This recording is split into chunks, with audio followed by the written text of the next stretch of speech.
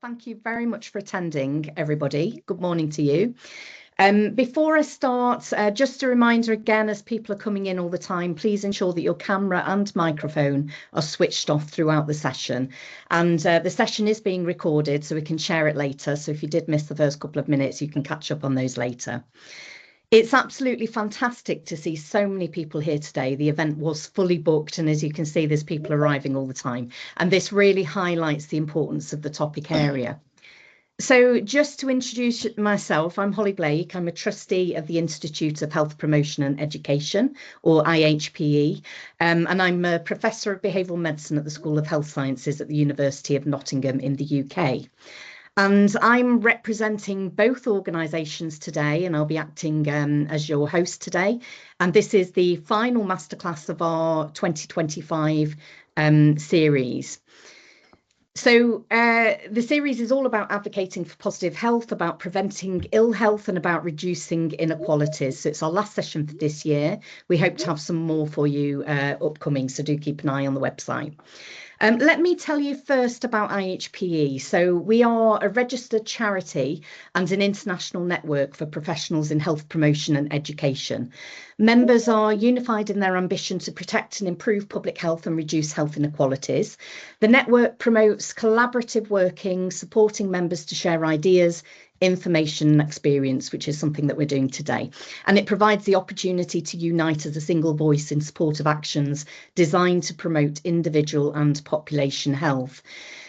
So there's benefits of joining us, and that includes 6 issues per year of the peer-reviewed International Journal of Health Promotion and Education, and permission for post-nominal letters to acknowledge membership. I can give you a little bit more information about that at the end of this session. But for now, I'd like to move on to our masterclass topic today, which is reducing inequalities in breast cancer prevention, treatment and care. And our speaker is Professor Emma Wilson. So I'm delighted that Emma is here with us today. She's Professor of Public Health at the University of Nottingham in the UK.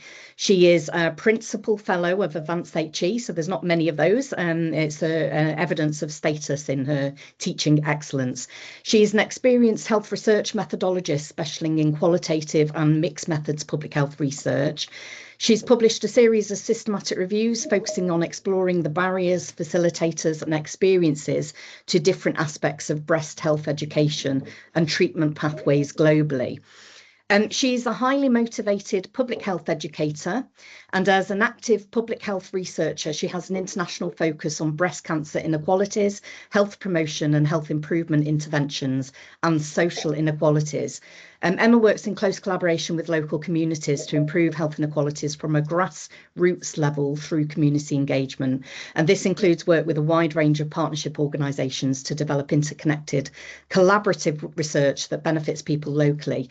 Emma, Professor Wilson, is the course director for the Master of Public Health at the University of Nottingham, and that's an IHPE recognised programme. So I'm absolutely delighted now to hand over to Emma. I'll turn my camera and mic off. Okay, thanks, Holly. That was a very detailed introduction, and so thank you for that. Yeah, so as Holly said, I'm a professor of public health in the School of Medicine at the University of Nottingham, and I don't just do breast cancer research. I'm a bit of a jack of all trades. I'm kind of focused on all aspects of health promotion, health inequalities, but I suppose breast cancer is where the majority of my main research fits. And so I'm going to talk through today kind of what the status of breast cancer inequalities are globally and in the UK from a sort of a data perspective. And then I'm going to talk to you about some of those systematic reviews and that research that Holly mentioned that we've been doing across all aspects of the breast cancer health journey. So what we are going to look at today are the following things. We're going to look at some of those global health inequalities which do exist, and we know that they exist, and some of the implications for those inequalities. And I think some of the data that I'll put up today for you will probably be quite stark, because I think most people feel that breast cancer is now a well recognised, well accepted and well treated cancer compared to a lot of other cancers, and in the large that assertion, if you have that assertion, you would largely be correct in that we've made great advances in breast cancer care over the last 10, 15, 20 years. But I think you'll still be quite shocked to see the differences when we look at them. And as medicine in general starts to change and starts to evolve with the introduction of things like AI, genetic testing, genomic profiling, there is a real risk actually that these inequalities that we see currently will actually be exacerbated further. And I'll talk a little bit about that when we get to that bit of the session. So I am going to talk about breast cancer. I appreciate that for, most of us will have had some personal experience of breast cancer in either in ourselves or in family members or in friends. And so I appreciate that this is a sensitive topic. And if you feel as though you need any support for that, I have some links at the end of the presentation for you, where I can signpost you to some support in that area. Okay, so I wanted to start by talking about pink, and we'll come back to pink at the end. We'll do a little bit of psychology at the end. But I wanted to talk about pink. Pink is globally kind of recognized as the color which is attributed to breast cancer care, breast cancer knowledge. I think everybody would probably say that they recognize that the pink ribbon is synonymous with breast cancer care, breast cancer support. And I've put on this slide for you just a few. This is just a few of the global charities, organizations and foundations which support breast cancer. Some of them are UK based, some of them are global. And what you can see from these is they're all pink. They're all pink, and that is the trend across the board. And whilst that makes for a global recognition that's easy to look at and stand out, and people will generally feel that they understand what that means, it comes with quite a few psychological challenges, which we'll come towards and touch on the end. Pink is very much focused on femininity.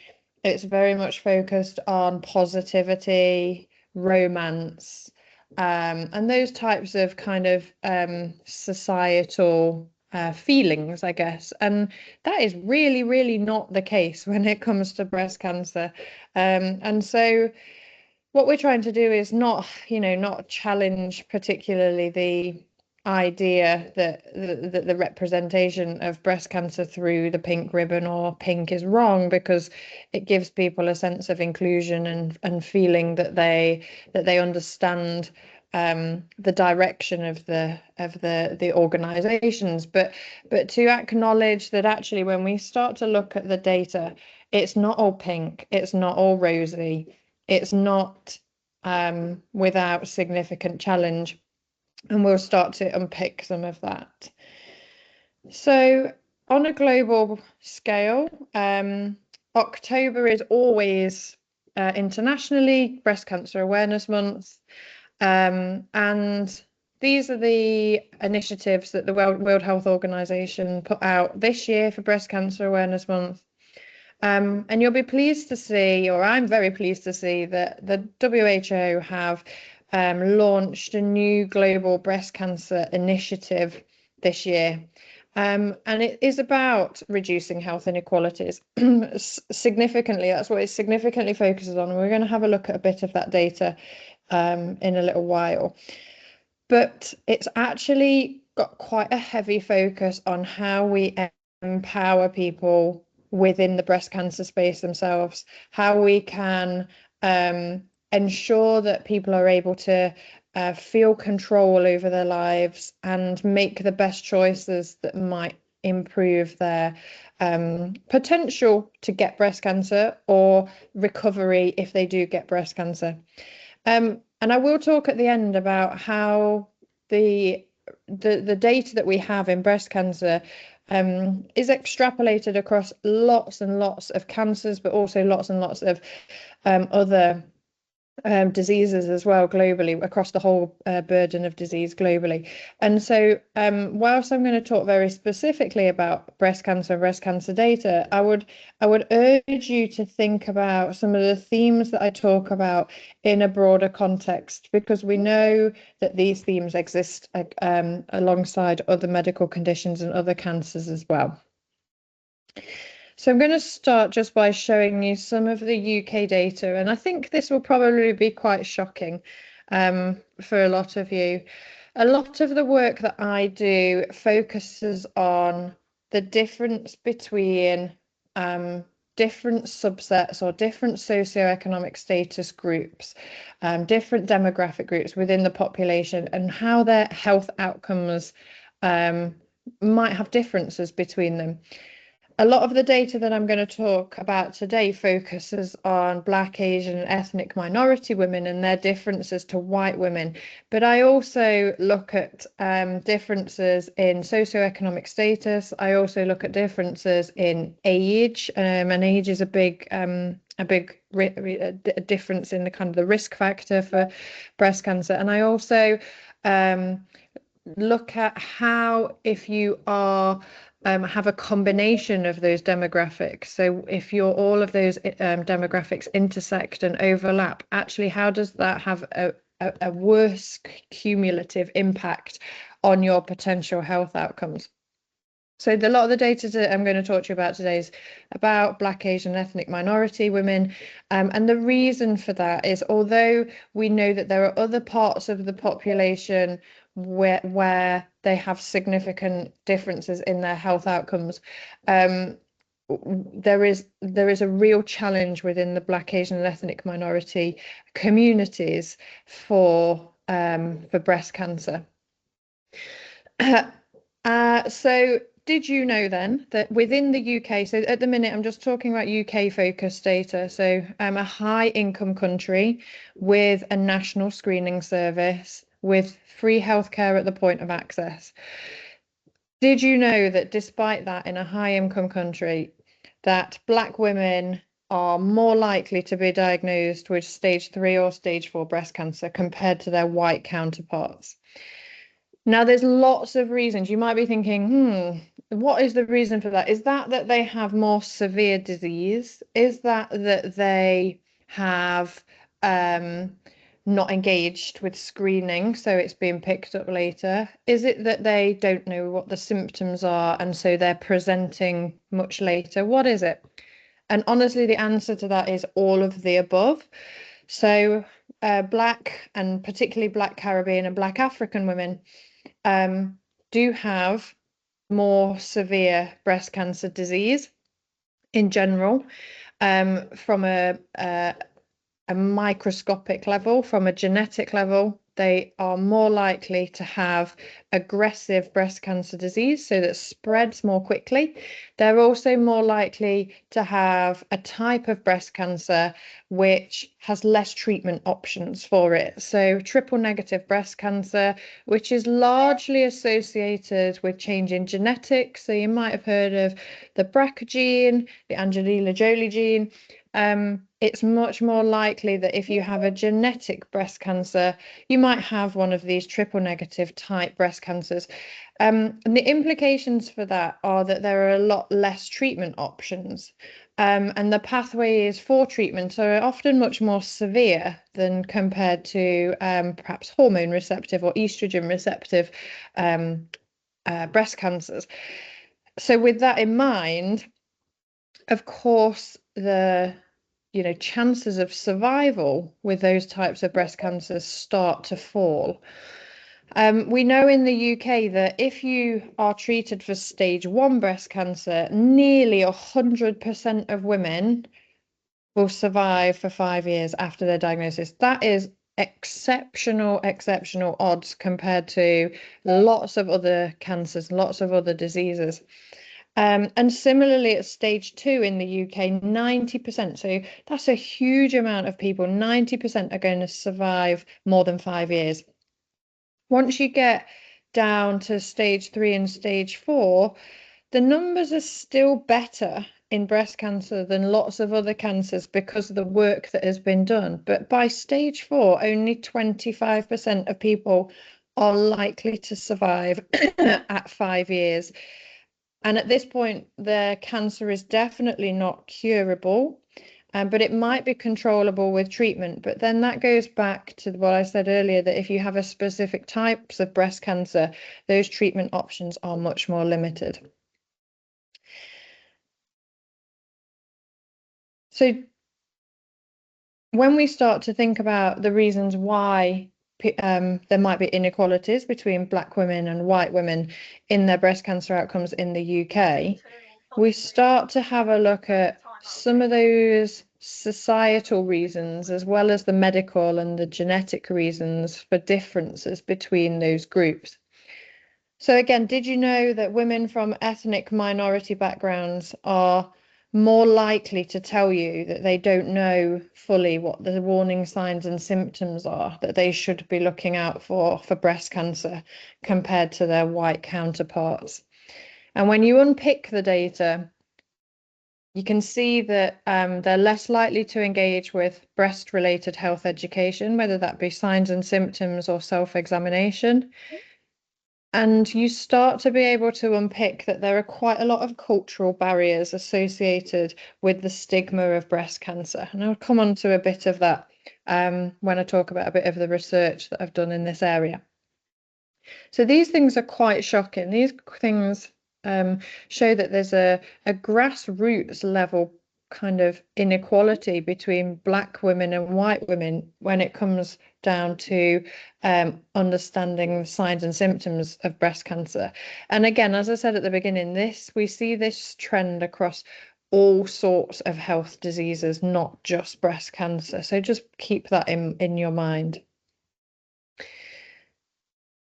If you talk to women, as I do a lot, ethnic minority women in the UK are likely to tell you that they're going to avoid speaking to a healthcare professional or delay speaking to a healthcare professional about any symptoms related to their breast health. And that's largely due to them feeling embarrassed or lack of confidence, or that they feel that there's a perceived sort of medical hierarchy and they don't know how to engage with that compared to white women in the UK. And that is stark. That is worrying. That is causing delays to presentation. That is causing challenges to how to ensure that women are getting the expedited, the quick treatment and engagement that they need. We've done quite a lot of work in Nottingham around ethnic minority women presenting to their GP earlier, not just with breast cancer, with any sort of healthcare symptoms that they're concerned with. And we are making some headway in this, but globally this is a big problem. We know that health literacy levels, so when we talk about health literacy, we're talking about whether people can understand the information that they've been given, process the information that they've been given, and then know what to do with the information that they've been given. So there's quite a lot of steps to be considered health literate, and we know that health literacy levels are lower in Black, Asian and ethnic minority female populations compared to white populations. We also know that health topics, especially female-related health topics, are less likely to be openly discussed within those types of communities, whether that is within families or community groups. We do know that there is a perceived stigma from talking about female-related health.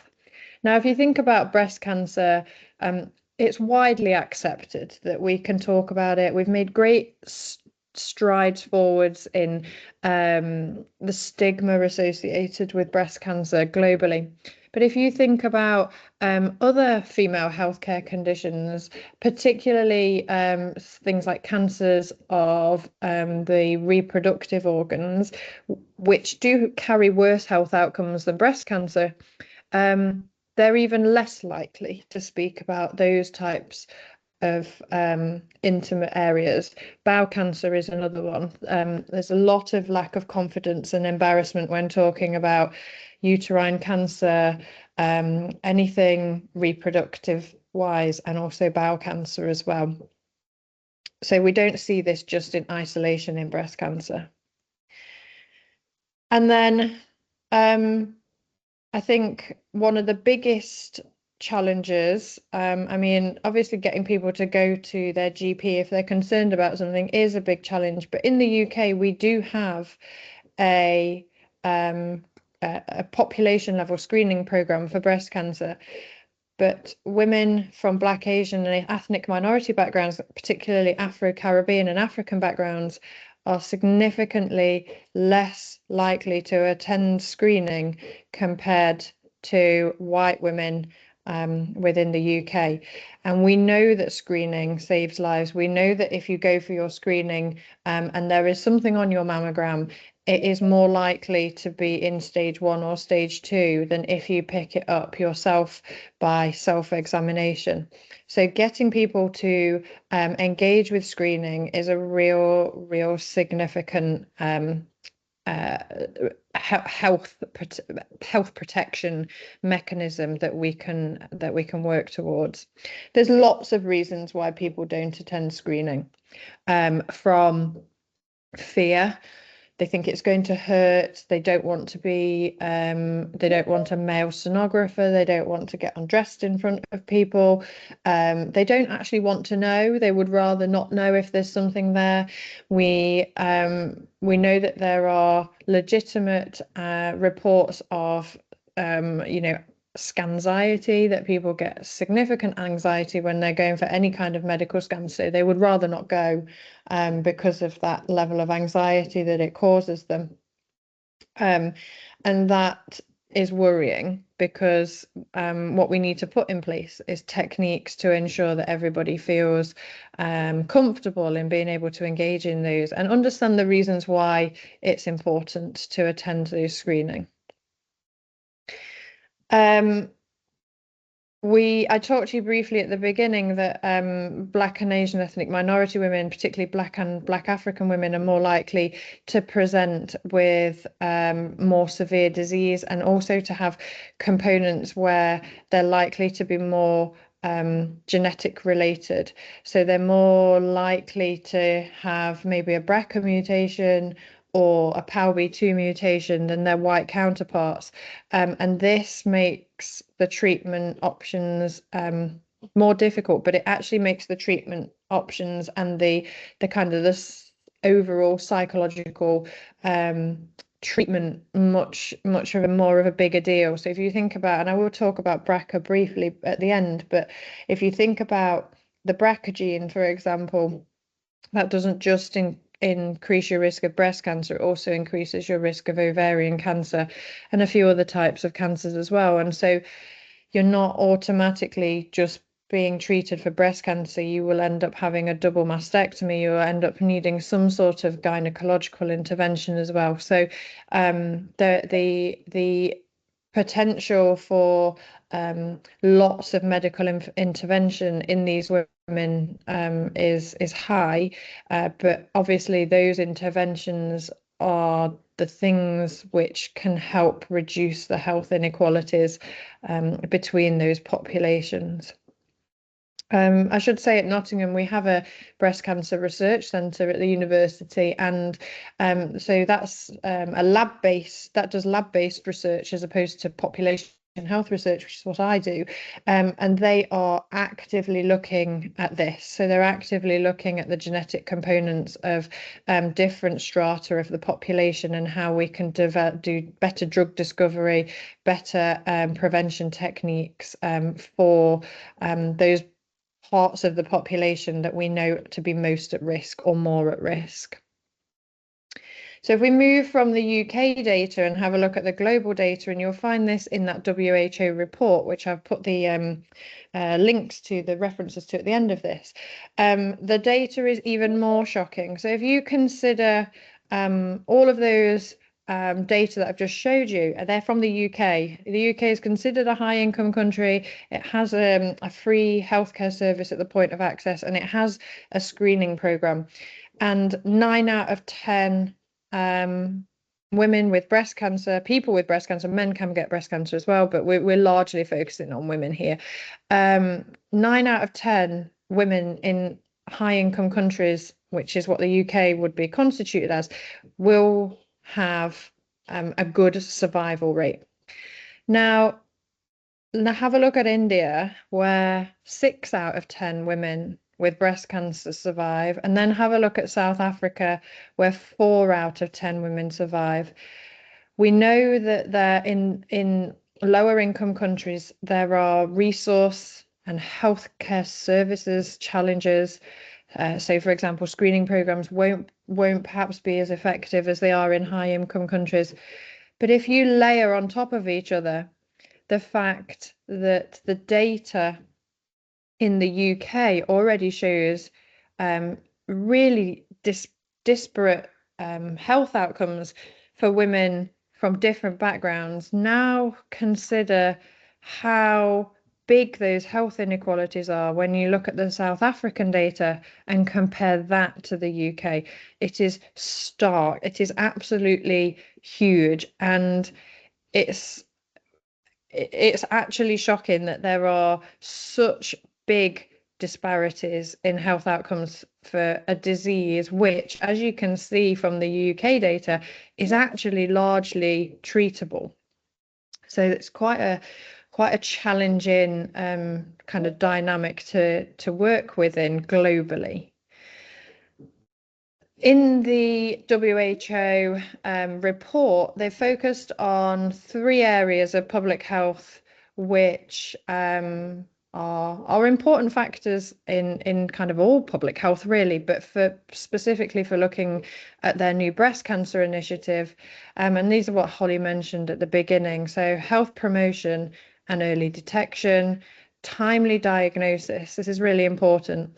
And then a comprehensive breast cancer management plan. So that whole journey from managing pre-cancerous risk, early detection, prevention. If you are unfortunate enough to have breast cancer, being diagnosed in a timely manner, and then a comprehensive management treatment plan, which means that everybody has equal opportunity to access the latest cutting treatments, the latest surgical techniques, and any specialist or specialized care that might be required. The targets that the WHO have set, these are very ambitious, but I would love to see them happen. So they would like to see globally that at least 60% of breast cancers are diagnosed at stage 1 or stage 2. We don't achieve that really even in the UK. So that's a real ambitious target. That once you have gone to your GP or you've had a sample taken, a biopsy taken, that we've got results of that globally within 60 days. We do significantly better than that 60 days in the UK at the moment anyway. But timely diagnosis doesn't just mean getting a biopsy result back within a short period of time. It also means that people feel confident and competent to be able to go to their GP or their healthcare provider, their family doctor, their first point of care, essentially, early enough with their symptoms and advocate for themselves so that they can go and be referred into the relevant services. And then finally, within the treatment pillar, 80% of people will undergo full course of treatment. And you might think, why wouldn't you undergo a full course of treatment if you had access to that? But when you start to explore the data, particularly within the South African, African and Afro-Caribbean communities, many of them don't actually want treatment. Many of them you will hear comments, things like it's God's will that I've had breast cancer, and also because it the surgical implications and the treatment are affecting your breasts and your I guess your idea of femininity. A lot of women have said to us that, you know, I don't want to lose my breasts, my husband will leave me, I will be outcast from my community because you know, I've had to have extensive surgery that's mutated me. So we see quite a lot of those cultural reasons for treatment non-engagement in treatment as well, not just access to treatment. And I think that's important to differentiate, that there are two components to that. So on that basis, I'm just going to talk through a bit of the research that I've been doing, which falls into those three categories that the WHO have highlighted as their key pillars. So we've talked quite briefly about early promotion and early detection, which is obviously really important. So we've got a systematic review here looking at the barriers and facilitators to breast self-examination in women globally under the age of 50. So most screening programs in the UK and internationally are operational from the age of 50. That doesn't mean that you don't get breast cancer under the age of 50. So what we rely on under the age of 50 is self-examination. So you examining your own breast tissue on a monthly basis and looking out for signs and symptoms of breast cancer that way. And what we found within this, and this was done on a global context, so this was looking at different ethnic minority backgrounds of women. The biggest barriers to self-examination in those ethnic minority groups were knowledge, attitudes and beliefs, and emotional impacts. And the facilitators were around normalizing a routine and facilitated teaching programs and education. And as I go through these systematic reviews, what you're going to see is some similarities in what has been found, and I think that's going to be quite important. So the next piece of research, and I will provide links to all of these papers so you can have a look at these if you would like in your own time. So the next part of early promotion and detection is around screening. Where there's a paper here, what can be done to encourage women from ethnic minority backgrounds to attend breast screening. And I talked about why that's so important. And the biggest factors that came up for non-attendance at screening are around cultural factors. So I've mentioned some of those already, you know, not wanting to take clothes off in front of male practitioners, those types of issues, feeling as though if you're going to get breast cancer, it's God's will, so what's the point in going for screening? Often the cost is not covered within low-income countries' healthcare coverage, so that can be a significant barrier for people attending from lower income backgrounds, of which obviously a lot of these ethnic minority communities are from lower income backgrounds.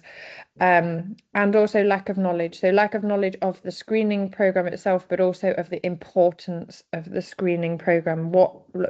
Understanding that if you can pick breast cancer up at those early stages, it wouldn't need extensive surgery, it wouldn't need extensive chemotherapy, those types of things. So then if we move on to the second pillar, so timely diagnosis, this is currently just being finalized for publication. Well, it is published, it's just not it's not in the journal yet.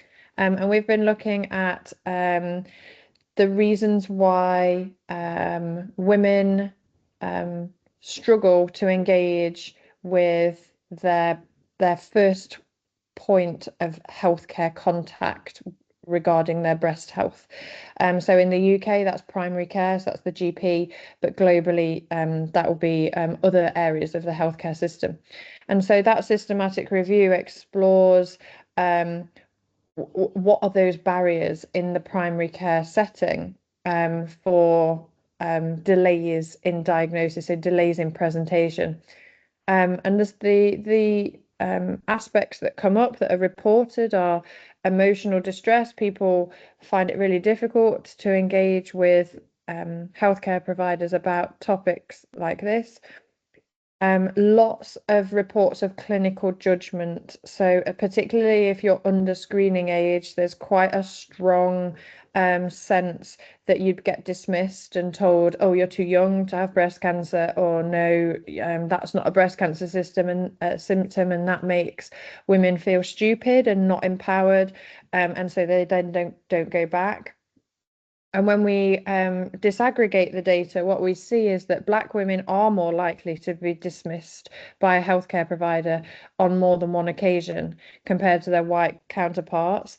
Young women are highly likely to be dismissed compared to older women across all ethnic backgrounds, and low socioeconomic status women are more likely to be dismissed, probably because they are less likely to be able to advocate for themselves. They may not know the questions to ask. They may have lower education or language standards, so then they're perhaps not able to communicate in the same way as their higher income status counterparts.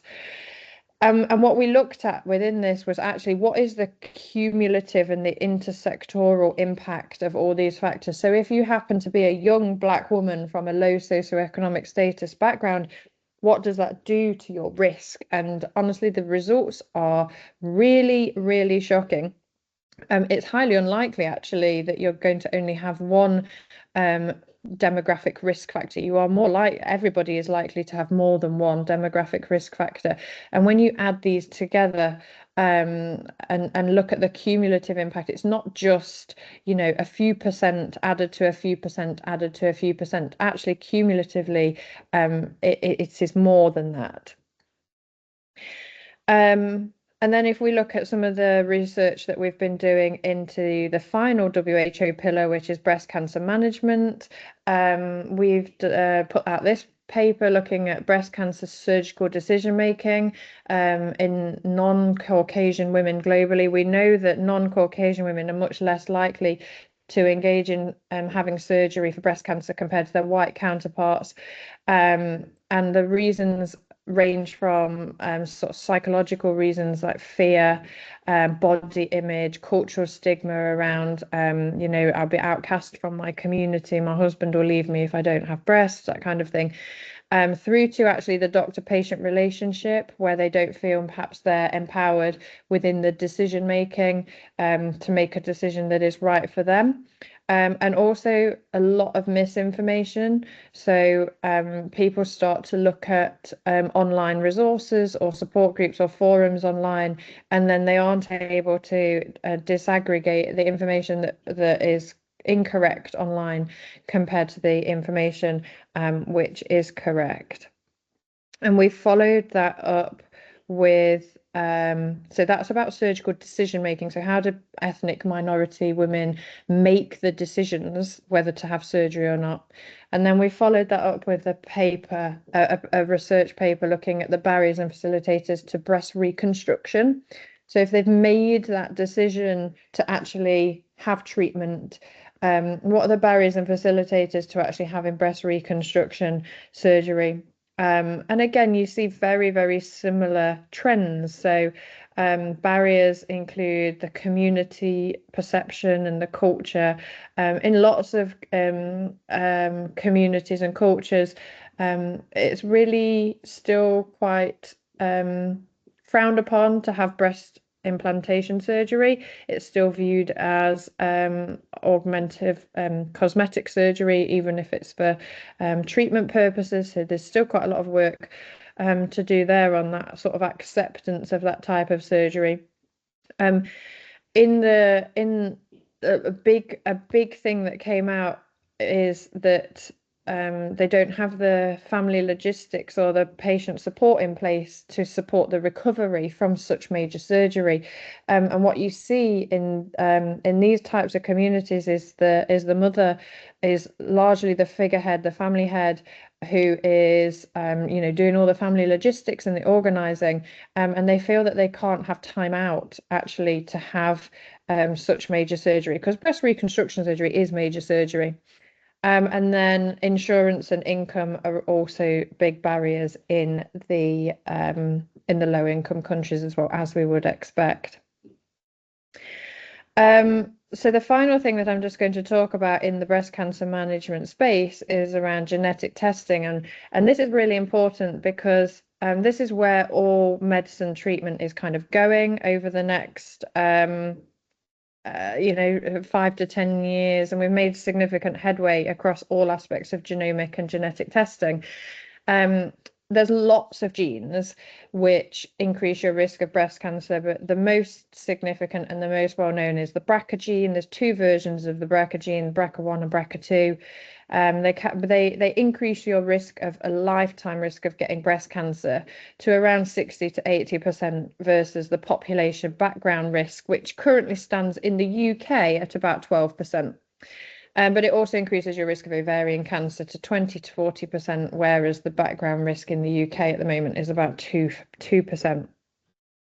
There's two types of genetic testing that are available. So there's predictive genetic testing. That's the type of genetic testing that you have done when you don't have breast cancer. So maybe your mum or your grandma's had breast cancer, and you haven't got breast cancer, but you are going to get tested for that.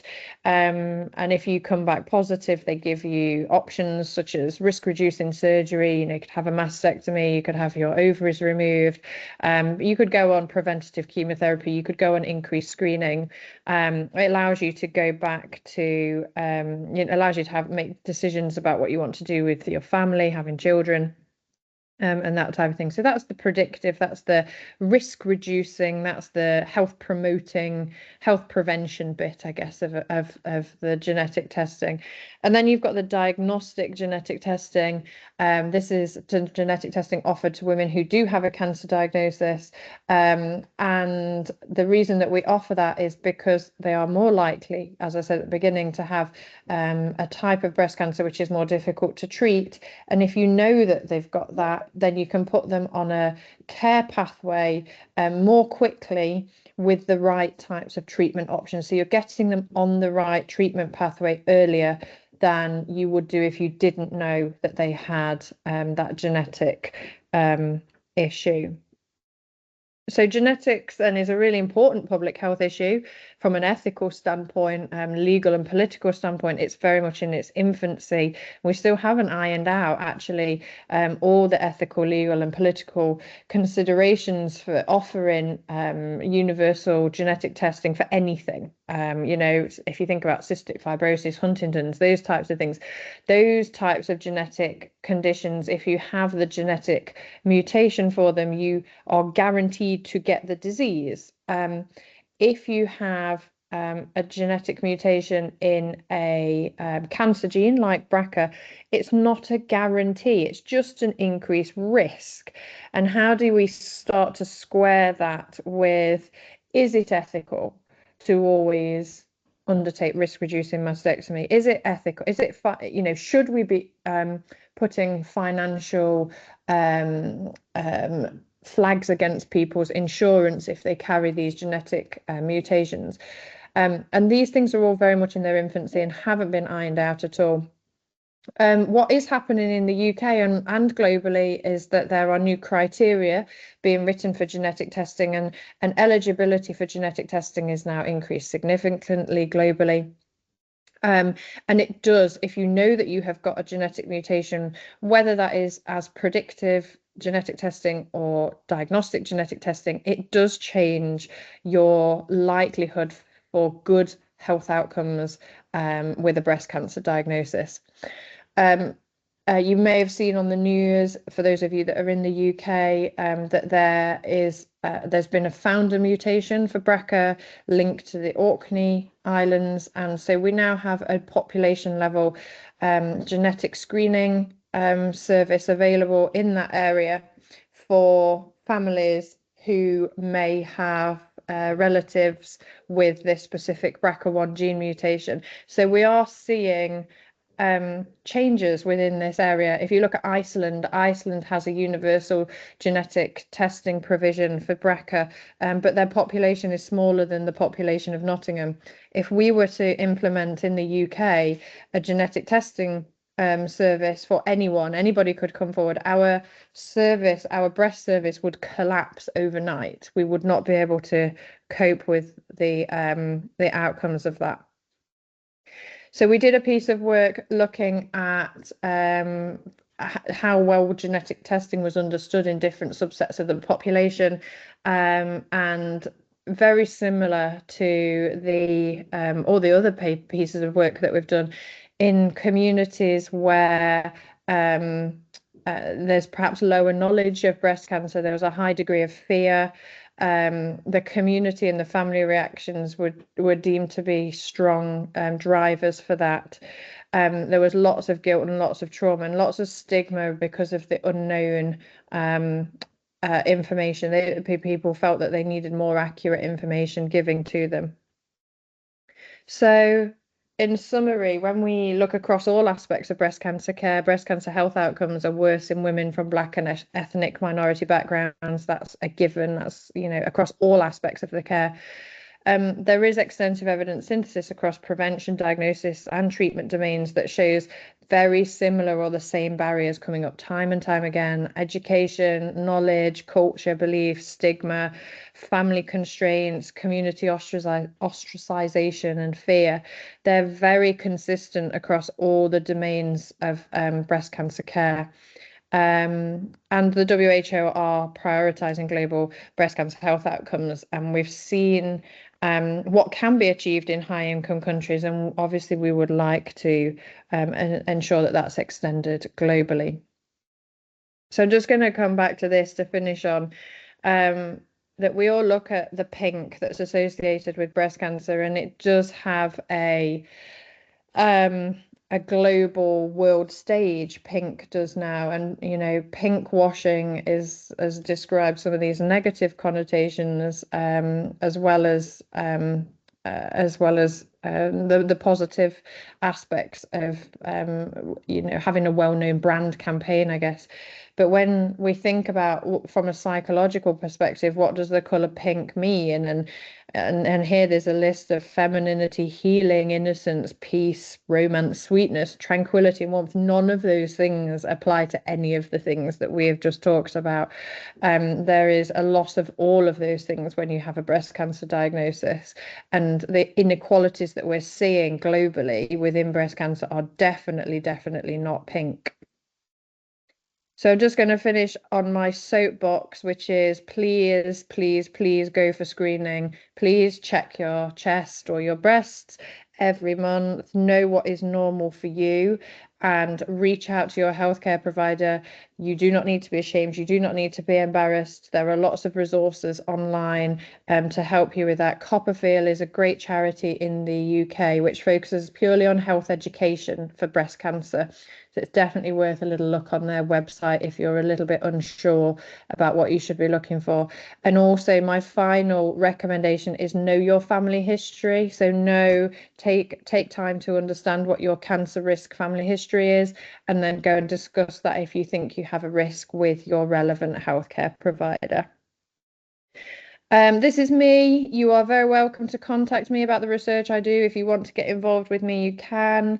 And I'm welcome any questions that any of you may have. And I'm going to put this final slide up. I'll circulate these, but these are the links to the papers that I've put up for you. And Holly has asked me to put this slide up finally. Perfect. Thank you so much, Emma. That was a wonderful presentation. Very, very informative and a lot of detail there. There's been a lot of interaction in the chat along the way. Some of it is people sharing papers and resources. Lots of applause for you there, Emma. We've got lots of comments in the chat and some questions as well. So I'm going to go through now and ask them. A comment here. So we really need to address the issue of the NHS BSP age criteria. It's not relevant for Black women as they get breast cancer earlier than 50 years of age. Do you want to make a quick comment on that? There's lots of questions. Completely agree. Absolutely, completely agree. So if you have a look at the moment on the breast screening web page for the NHS, there is currently a consultation out around breast tissue density and whether we should be reporting breast tissue density within the screening programme, which we currently don't do in the UK. And that would have huge implications for women from Black, Asian, ethnic minority backgrounds, as they tend to have more dense breast tissue. The issue of age comes up time and time again. I think what we have to remember with screening programs is there has to be a cutoff at which the cost benefit of the service can be maintained, and that we are not causing more harm than the good that we are doing.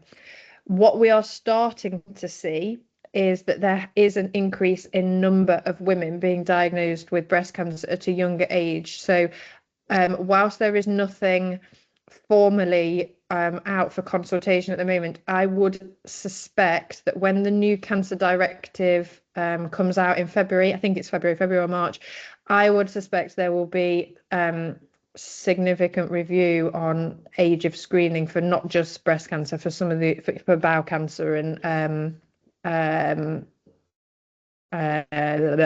cervical cancer as well. So I think that probably will be coming given the trends in the data.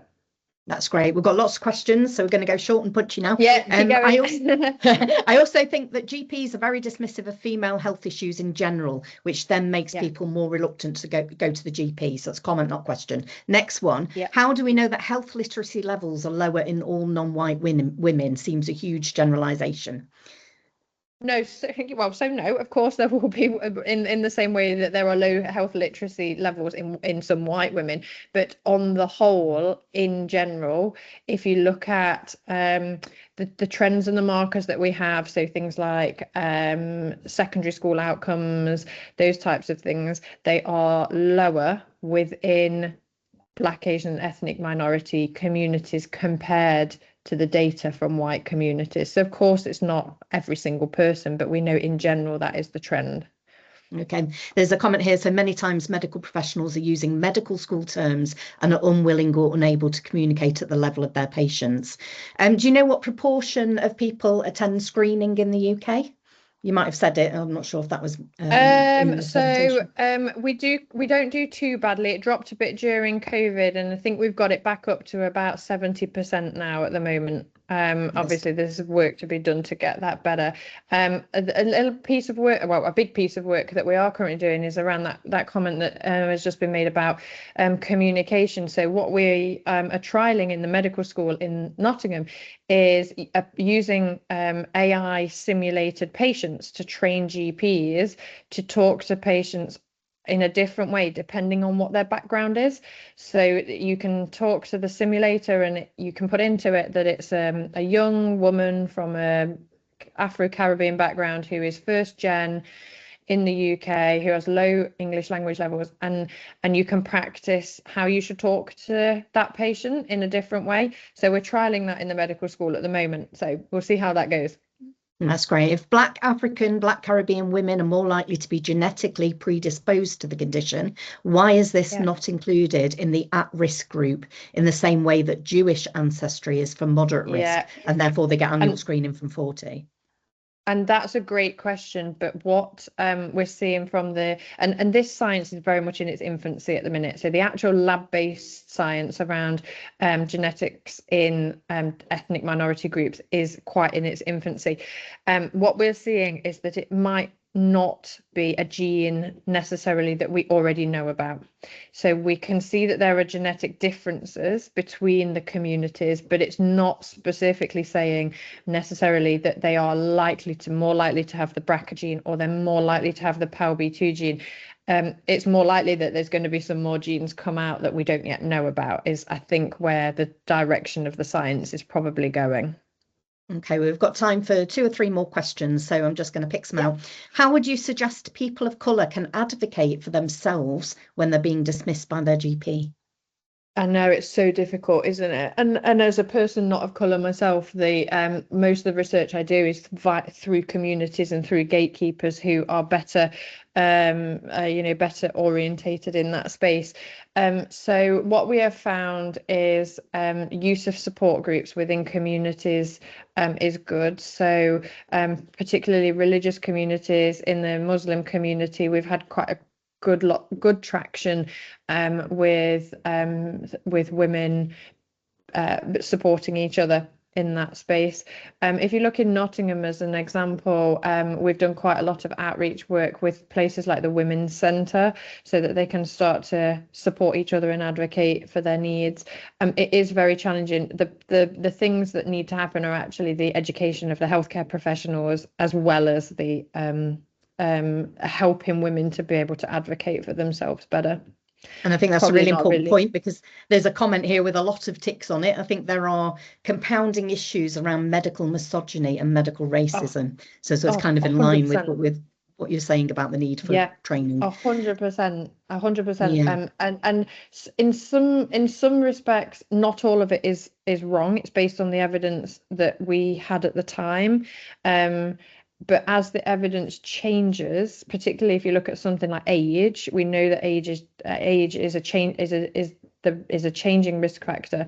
Keeping abreast and up to date of that new evidence is really important for how healthcare professionals move forward. Definitely.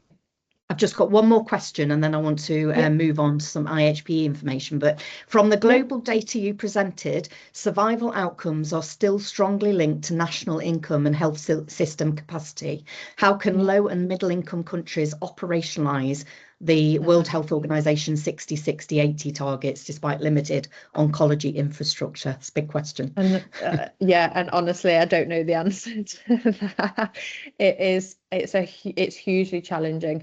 What we saw obviously during COVID was this huge international effort to share vaccination technology globally. And what I guess would be nice is to see some sort of global consortium that shared that same response. Unfortunately, we don't see that in health promotion in the same way as we do in health protection and disease outbreaks. So it is a challenge. It's a huge challenge, and one that we're all working hard, I think, to try and understand and unpick. But yeah, big question. Wonderful. Thank you so much for that presentation and for those comprehensive answers to the questions. Just for the audience, a recording of this session will be available on the IHPE website in due course. So if you did miss a few minutes at the beginning, it'll all be there for you shortly. You should have received this information already by email, but if you'd like to attend any of the future Masterclass events, you can find out more and sign up at this link. So this is the last one of the 2025 series. The future Masterclasses are yet to be planned, but do keep an eye on the website because more information will pop up there. In the meantime, we have a webinar planned for the 2nd of December on supporting work participation for people with chronic pain. So please do sign up for that one if you're interested. And again, there's details on the website. The IHPE welcomes new members, so please do consider joining us. And currently we can offer £10 off membership for Masterclass attendees, and that covers the rest of 2025 and all of 2026 if you join as an attendee after this session. And there'll be details online and you'll get them in an email from the IHPE admin team. Finally, I would ask you please fill in our one-page evaluation survey. There's a QR code and a link there. You should receive this by email as well, and it only takes a minute, but it really helps us to shape our future activities to see what types of sessions people find value in. And you can complete this by the QR code or through the link that's here, or it'll come out in an email to you.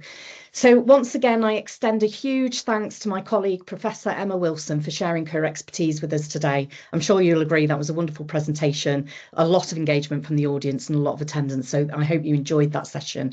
We've come to the end now, so that's the end. See you next time, everybody. Goodbye.